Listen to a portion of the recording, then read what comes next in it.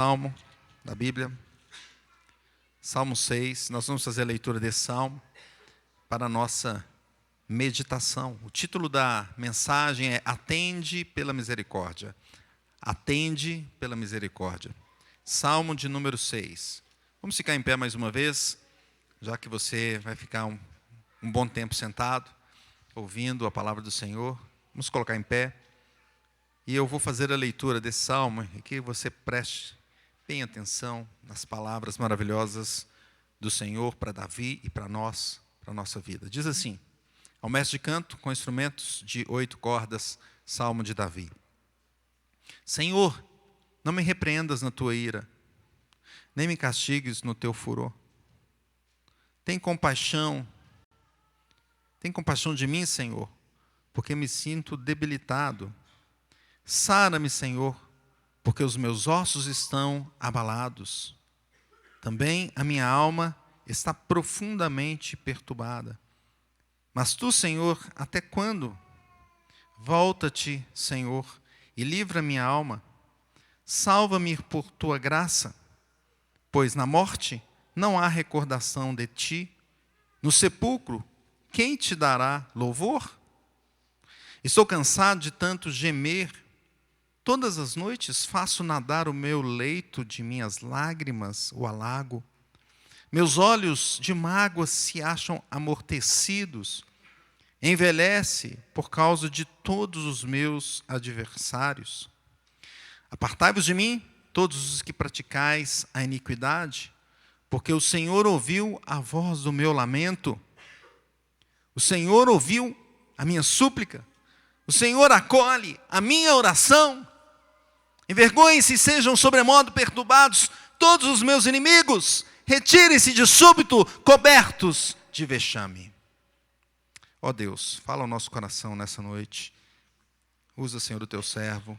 Abra os nossos ouvidos para que nós entendamos a tua palavra. Te oramos em nome de Jesus. Amém. Podemos assentar, meus irmãos?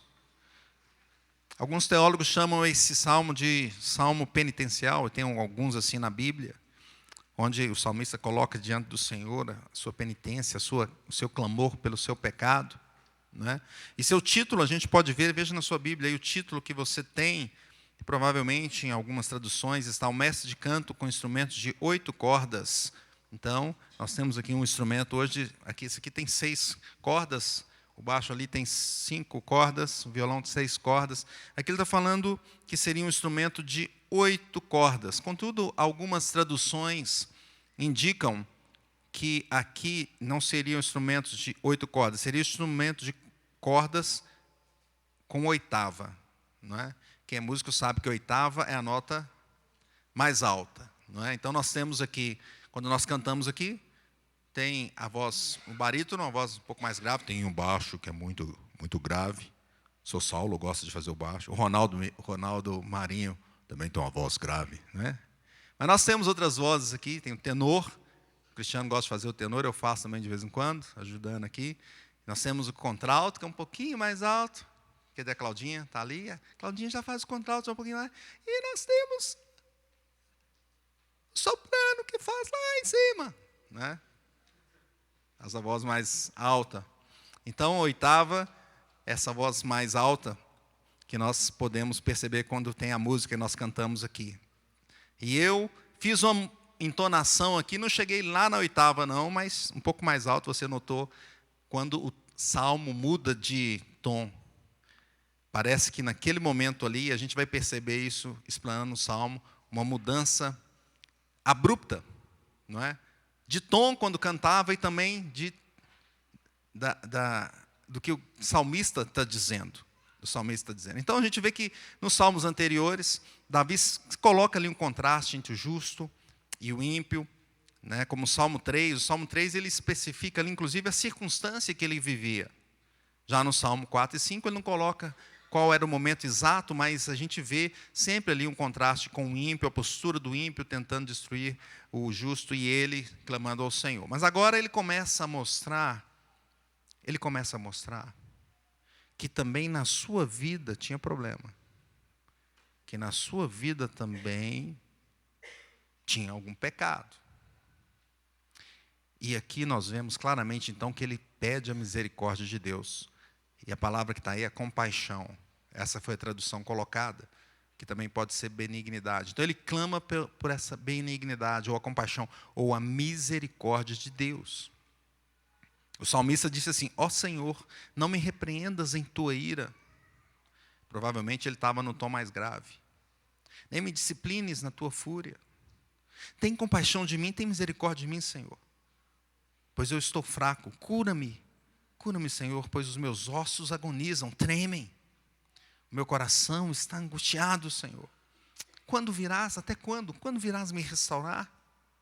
Volta-te, Senhor, livra-me, salva-me, por causa da tua graça, por causa do teu amor.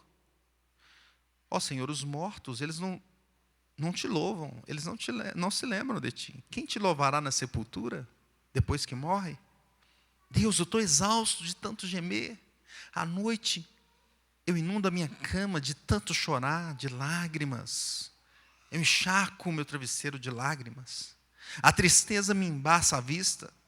Meus olhos estão cansados por causa de todos os meus inimigos.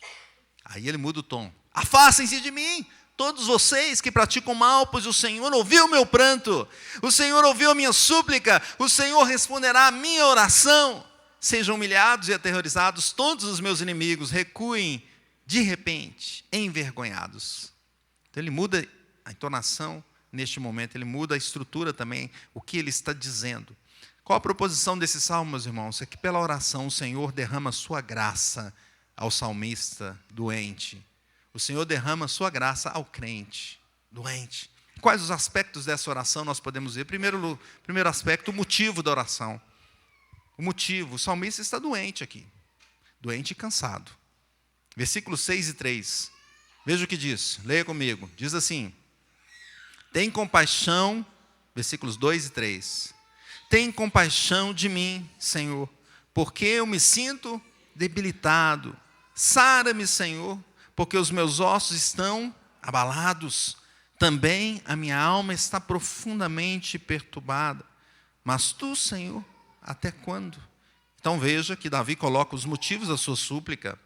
Ele diz que está debilitado, que ele está doente, não é? Me sinto debilitado. Os meus ossos estão abalados, Senhor. Tremendo. Isso denota aqui uma doença física, não é? Mas também uma doença da alma, porque ele coloca a perturbação da alma, ele diz assim, também a minha alma, ele usa isso, também a minha alma está profundamente perturbada. Então nós vemos aqui a questão física ligada à questão da alma, a questão espiritual. Ele está se sentindo perturbado, então, psicologicamente também, não é? O texto dá a entender que tinha uma doença física que o afetou fisicamente e também espiritualmente. Ou uma doença espiritual que também o afetou fisicamente. Mas as duas coisas estão presentes aqui. O fato é que essa tribulação estava esgotando as forças do salmista. Veja o versículo 6 e 7, leia comigo. Diz assim: estou cansado de tanto gemer, todas as noites faço nadar o meu leito, de minhas lágrimas o alago. Meus olhos de mágoa se acham amortecidos, envelhece por causa de todos os meus adversários. Então ele já estava cansado aqui, cansado de sofrer. E a gente percebe que às noites ele chorava, não é isso que está mostrando aqui? Que ele derramava lágrimas diante de Deus, e ele usa até essa expressão aqui poética, né, de que ele nadava no leito de lágrimas. Já pensou isso? Você já chorou tanto assim, que você podia nadar no seu leito de águas? Então ele usa isso de uma forma poética, obviamente, não é? Mas ele também diz que os seus olhos já envelheciam de tanto ver os adversários em sua presença.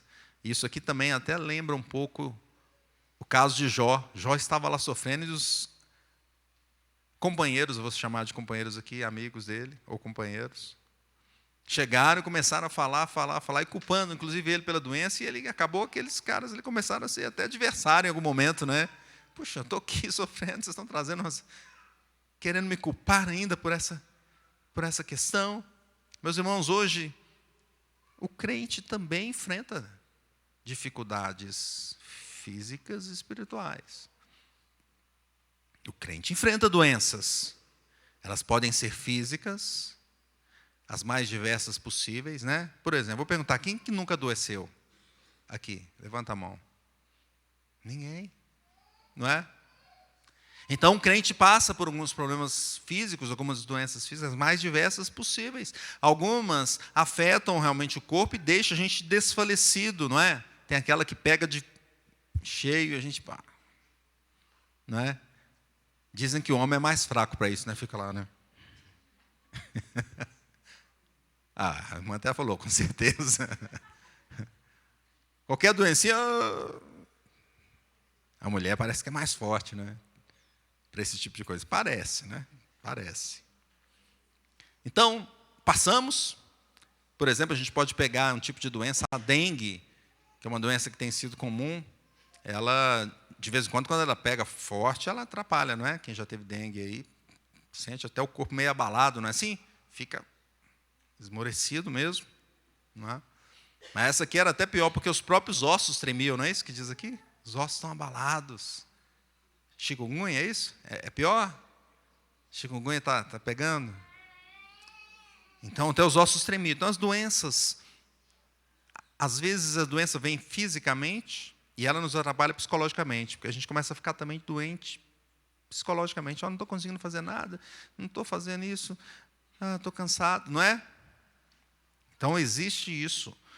E veja que quem fala que o crente não fica doente, talvez não tenha estudado um pouco a história de Paulo, que diz, 2 Coríntios 12, 7, ele até pediu ao Senhor lá, Senhor, estou com esse espinho na carne aqui, me cura. E Deus falou, olha, para que não sobrevivesse com a grandeza das revelações, foi-me posto um espinho na carne. Mensageiro de Satanás, para me esbofetear, a fim de que não me exalte. Não é? Então, Paulo aqui também passou por essa questão de provavelmente, ele fala um espinho na carne, a gente não sabe exatamente o que é, mas é provável que seja alguma questão física, né? Alguma doença física, alguma questão assim. Então, o crente não está livre de ter doenças. Não é? Spurgeon diz assim, quando a alma está com um sentimento de pecado, já basta para fazer os ossos tremerem. Aí que Spurgeon nos dá uma mudança. Ele fala assim, então, você pode ter uma doença física que vai te abalar espiritualmente, ou o contrário. Ou você pode ter uma doença espiritual que vai te abalar fisicamente. Não é? Aquela pessoa que está vivendo em desobediência e não quer deixar e continua naquele caminho e aí uma hora vem, não é? Então ele estava doente fisicamente, não. Primeiramente ele estava doente o quê? Espiritualmente. E por causa disso, agora ele passa também a ter algum problema físico, alguma doença física. A Spurgeon usa uma frase bem legal, que ele fala assim, olha, o problema da alma é a própria alma do problema. O problema da alma é a própria alma do problema. Então, quando o crente está em pecado, ele pode sofrer fisicamente como castigo, pode. Mas ele também pode ter uma doença física que o leva a ter um abatimento espiritual, né, da alma. Seja qual for o caso, a direção que ele dá aqui é que o verdadeiro crente vai diante de Deus, vai orar e levar a sua situação diante de Deus.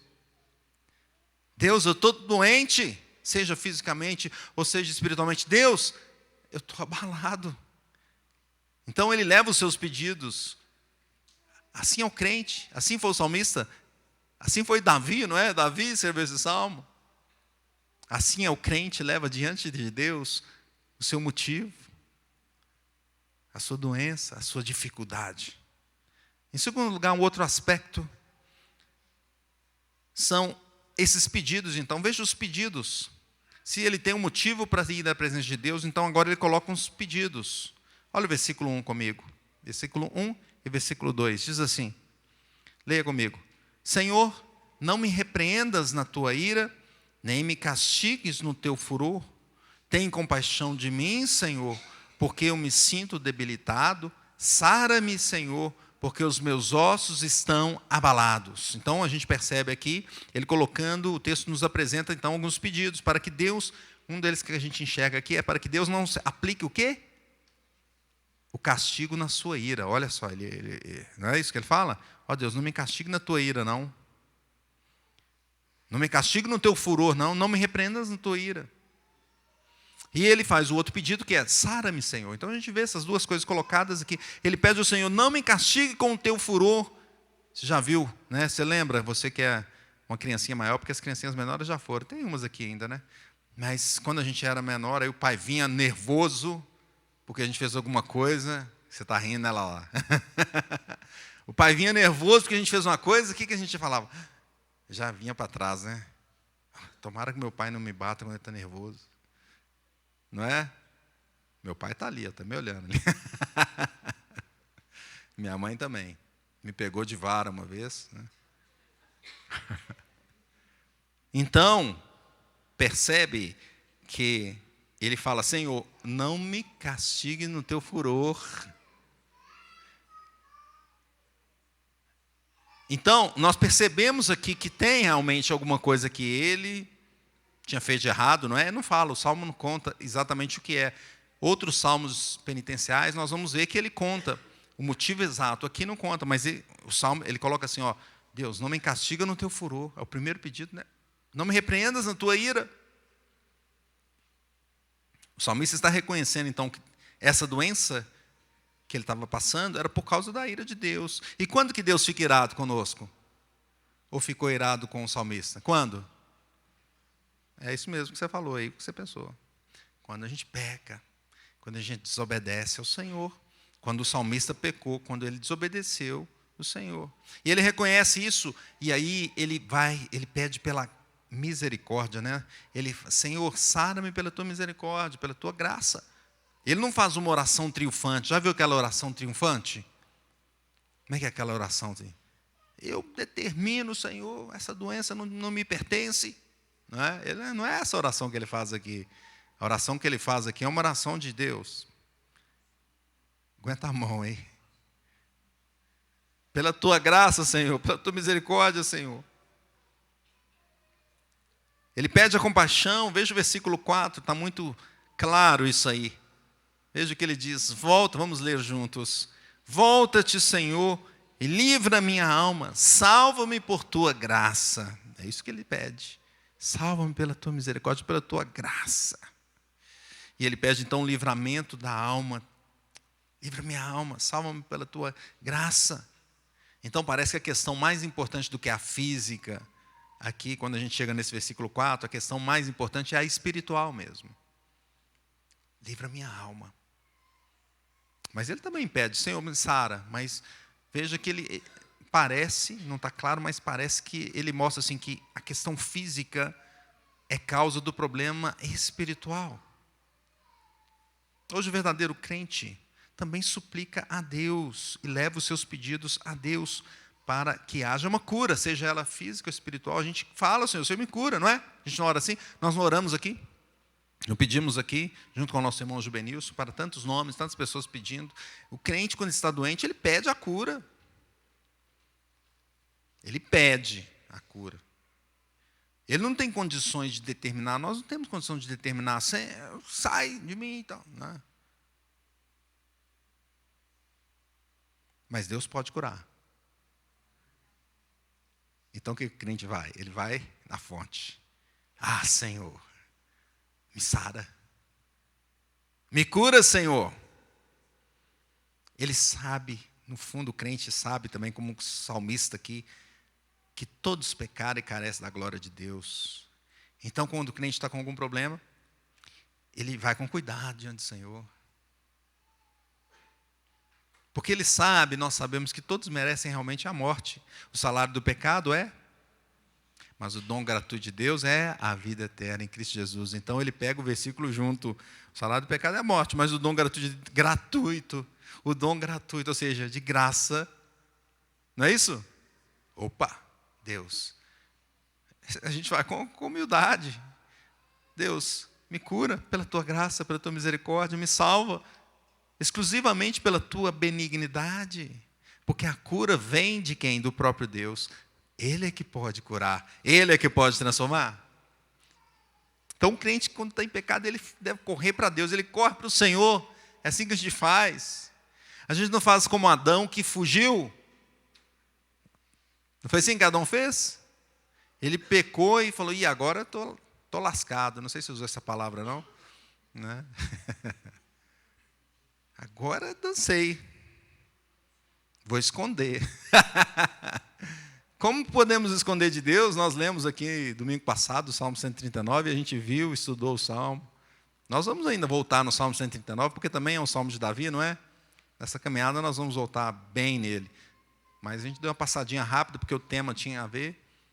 E como esconder? Não, nós vamos diante do Senhor. Senhor, usa a tua benignidade, salva-me, cura pela tua graça. Um terceiro aspecto que nós podemos ver aqui são os argumentos que ele usa nessa oração. Olha que interessante, preste atenção nesses argumentos, alguns argumentos que nós conseguimos ver no texto. Versículo 5, leia comigo e preste atenção. Olha que interessante. O que ele diz? Pois na morte não há recordação de ti. No sepulcro, quem te dará louvor? Olha a oração de Davi com o Senhor. Olha que interessante. Já orou assim? Davi coloca em sua oração um argumento forte aqui, é um argumento forte. Fala, Senhor, me atenda. Ele diz assim, olha, porque na morte, depois que morrer, quem vai lembrar do Senhor, né? Na morte. Quem vai pegar a guitarra e tocar, e cantar, e louvar? Quem vai cantar para o Senhor louvores ao teu nome? Ou seja, se ele morresse, acabou. Nessa terra aqui acabou, não é? Ele tá falando dessa terra aqui, ele não está falando da terra futura, de onde estaremos com o Senhor eternamente, mas ele falou, aqui nessa terra, os crentes aqui estão dando glória ao Senhor, nós nos reunimos aqui cantando. Se o Senhor me tirar, quem vai louvar ao Senhor? O sepulcro não vai te dar louvor, o sepulcro vai ficar parado lá. Que argumento interessante. A pessoa que morre não louva mais ao Senhor nesse mundo. Então, o argumento do salmista, olha que diferença de oração. O argumento do salmista não é assim, Senhor, me abençoa para a minha glória. Não é assim. O salmista ora assim, Senhor, me sara para a tua glória. Para a tua glória. O salmista existia para o louvor da glória de Deus aqui nessa terra. Se ele morresse, ele não poderia fazê-lo mais aqui. Certamente faria no céu, mas não aqui na terra, diante dos inimigos dessa terra. Não. Então ele fala, Senhor, me salva para que eu continue te dando glórias aqui. Agora veja o que Spurgeon comenta, que interessante. Ele fala assim, é como se ele falasse assim, se eu morrer, o meu louvor mortal será interrompido. Se eu perecer no inferno, tu não terás jamais qualquer ação de graça de minha parte mais. Né? Cânticos de gratidão não podem subir da cova flamejante do inferno. Mas, Senhor, então, não poderei te glorificar mais. É lógico que se eu for para o inferno também, o Senhor é glorificado, porque o Senhor está aplicando sua justiça. Mas, voluntariamente, eu não poderei te glorificar mais. Olha que interessante o que Spurgeon coloca dentro desse texto. Mas tem um outro argumento que ele usa. Vamos voltar ao versículo 4.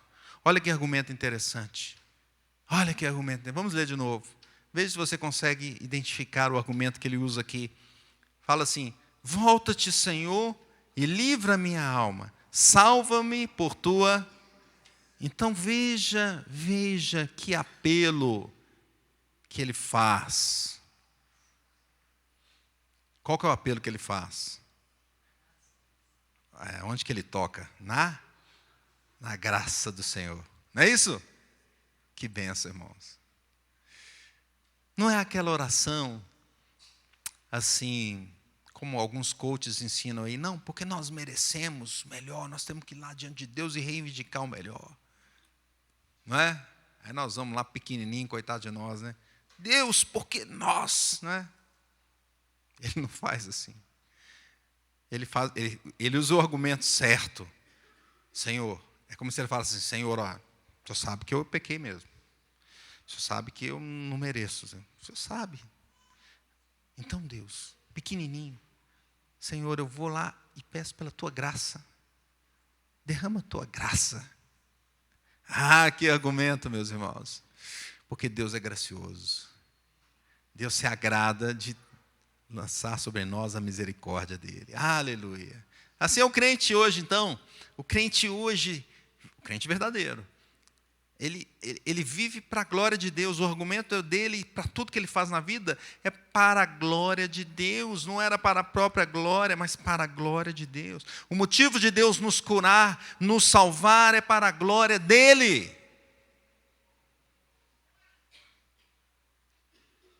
Tanta gente às vezes vai num culto, ou vai na igreja quando está em dificuldade, ou vai fazendo uma campanha, e vai naquela campanha 7 vezes e tal, faz aquela campanha e tal, aí recebe uma benção, ou recebeu a benção, e depois some. Não é? Nem volta para agradecer a Deus, recebi a benção, agora está tudo tranquilo, não é? Abandona a fé, às vezes até abandona a fé, deixa tudo. Ele se esquece do que Davi está dizendo aqui. Olha, o motivo de Deus te abençoar, te curar, te salvar, é para que Ele seja glorificado. É para a glória dEle. Então o crente exalta o Senhor, seja em momentos ruins, seja em momentos bons. O crente exalta ao Senhor. O crente é salvo para a glória de Deus. Então ele faz isso enquanto está nesse mundo, querendo glorificar ao Senhor, como Isaías 38:18 diz, a sepultura não te pode louvar, nem a morte glorificar-te. Não esperam em tua fidelidade os que descem a cova. Então eu vou fazer isso agora, enquanto eu estou vivo, eu vou te adorar, eu vou te louvar. O crente não quer sair da presença de Deus, pelo contrário. Mesmo depois que recebe pedido, ele se aproxima mais. O crente não é igual aquela criança que está esperando o presente do Papai Noel, entre aspas, né? Aí ganhou no Natal, ele já pega e já sai correndo e nem te dá. Não, o crente verdadeiro, o Senhor, obrigado, mas eu quero a sua presença, Senhor. Quero te glorificar, Senhor. Quero dar graças ao teu nome, Senhor. O argumento, então, que Davi usa aqui, de que é para a glória de Deus e que é pela graça de Deus, o que nós chegamos diante do Senhor para pedir é pela graça dEle. Não são argumentos contra o Senhor, e sim a favor da glória do Senhor. Argumentos em favor da glória do Senhor. Mas um quarto aspecto aqui dessa oração é a resposta. Veja o versículo, e aqui ele mudou de tom. Aqui é aquele momento onde usa a oitava. Eu já fiz isso 2 vezes, então não vou fazer de novo. Mas vamos ler juntos, versículos 8, 9 e 10. Diz assim, apartai-vos de mim, todos os que praticais a iniquidade, porque o Senhor ouviu a voz do meu lamento, o Senhor ouviu a minha súplica, o Senhor acolhe a minha oração.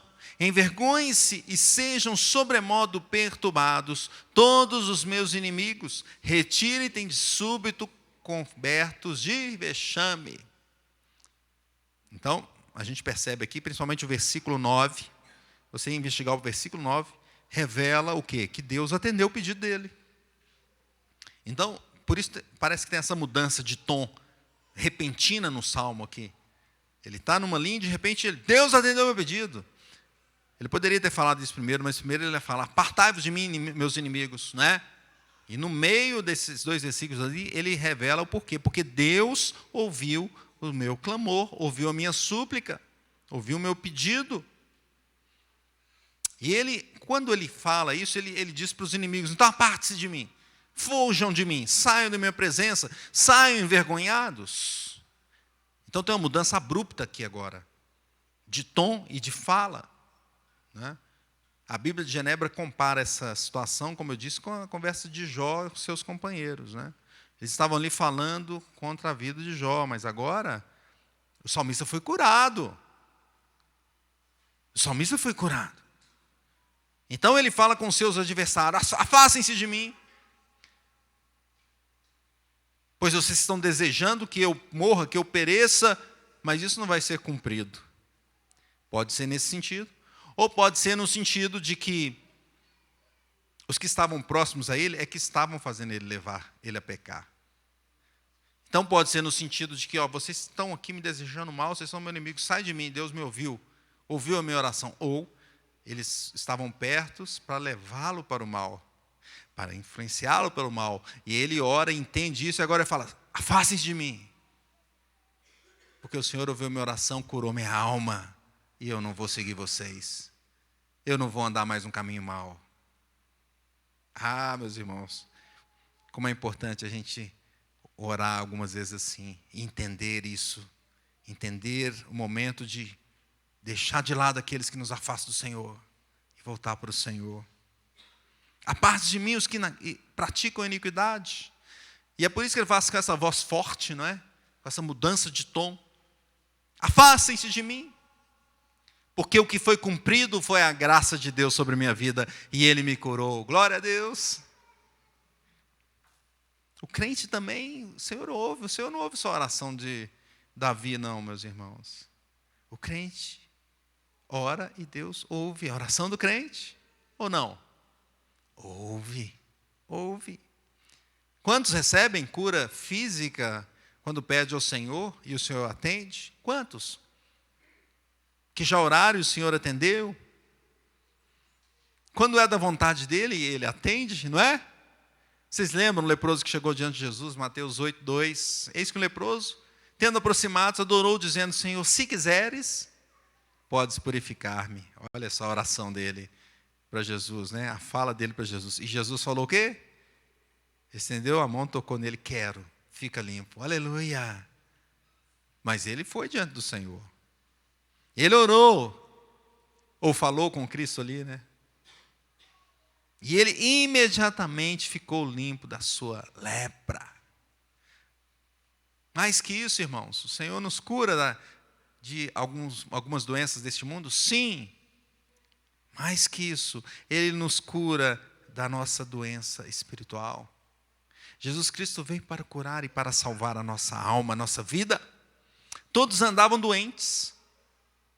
E o Senhor teve compaixão de nós. Essa mesma palavra agora usada no Novo Testamento, Mateus 9:36. Vendo eles as multidões, compadeceu-se delas, porque estavam aflitas e exaustas, como ovelhas que não têm pastor. Jesus veio para derramar a compaixão, a misericórdia dele para com as nossas vidas, para com o crente, para nos salvar dos nossos pecados, nos resgatar. Em Cristo o povo é livre da culpa, porque Ele mesmo se entregou pelo seu povo. Ou seja, essa oração do salmista, de Davi, foi atendida não só na vida dele, não beneficiou só ele, que falou: o Senhor ouviu minha oração, mas beneficiou a todos os crentes em Cristo Jesus. Jesus ouviu a nossa oração, Ele veio e nos curou e mudou a nossa história. A resposta é Jesus Cristo.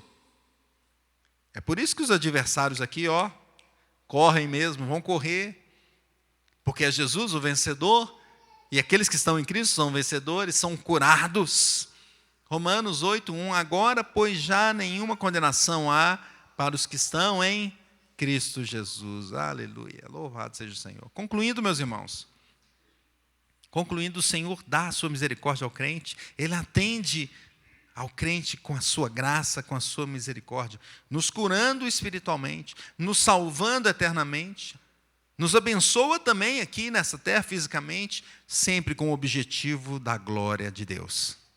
O objetivo final é a glória de Deus. Quando nós entendemos isso, a nossa vida muda. Muda. E o Salmo termina, assim: envergonhem-se, sejam sobremodo perturbados todos os meus inimigos, retirem-se de súbito, cobertos de vexame. E aí eu queria ler esse comentário do George Home. Ele fala assim, muitos salmos de lamento terminam dessa maneira, para ensinar ao crente que ele deve esperar avidamente com a consolação de ver aquele dia, quando a guerra estiver terminada, quando não haverá mais pecado e tristeza, quando a confusão súbita perpétua tomará conta dos inimigos da justiça, quando os panos de saco do penitente serão trocados pelas vestes de glória, e toda lágrima se tornará uma pedra preciosa cintilante na sua coroa, quando os choros e gemidos serão substituídos pelas canções do céu, quando serão tocadas as harpas angelicais, e a fé se decomporá na visão do Todo-Poderoso. Glória a Deus. Que seja assim. Que nós nos coloquemos diante do Senhor, aguardando a sua graça, já recebendo-a pela fé e esperando o dia final. Então, como viveremos? 2 aplicações para a nossa vida. Viveremos suplicando ao Senhor. Seja por cura física, seja por cura espiritual, pois só Ele pode curar. Então, por que nós não vamos pedir? Nós vamos pedir sim. Vamos clamar por o Senhor, pela graça dEle. Porque se a gente pensar bem, todas as formas de doença que existem no mundo, são milhares, elas foram em função da doença espiritual. Por causa da queda, por causa do pecado. Então, é essa a primeira cura que nós vamos pedir a Deus. Cura a nossa alma. Cura a nossa alma. Spurgeon fala, oremos assim para que os castigos de nosso Deus misericordioso, caso não sejam totalmente retirados, sejam pelo menos suavizados pela consciência de que não infligidos, que não são infligidos. Viveremos então, meus irmãos, buscando a cura física, mas principalmente a espiritual. Em segundo lugar, como viveremos? Como? Dando glórias a Deus. Vivendo para a glória de Deus. O motivo da nossa vida é a glória de Deus. O homem no mundo aí está vagueando, rodando por esse mundo, buscando possibilidades para encher a sua alma, mas ele nunca vai conseguir isso sem Deus. Porque tudo que acontece nesse mundo é para a glória do nosso Deus. Então demos graças ao Senhor, vivamos assim para Ele, busquemos em Deus a nossa razão, a razão da nossa vida. E se sofremos, clamemos para que Ele nos abençoe, para que o nome dEle seja glorificado. Porque Paulo disse, porque dEle, por meio dEle, para Ele são todas as coisas, a Ele, pois, a glória eternamente. Amém. Portanto, supliquemos a Ele para salvar a nossa alma, glorifiquemos o nome do Senhor eternamente. Que Deus abençoe. Vamos orar, meus irmãos? Vamos orar.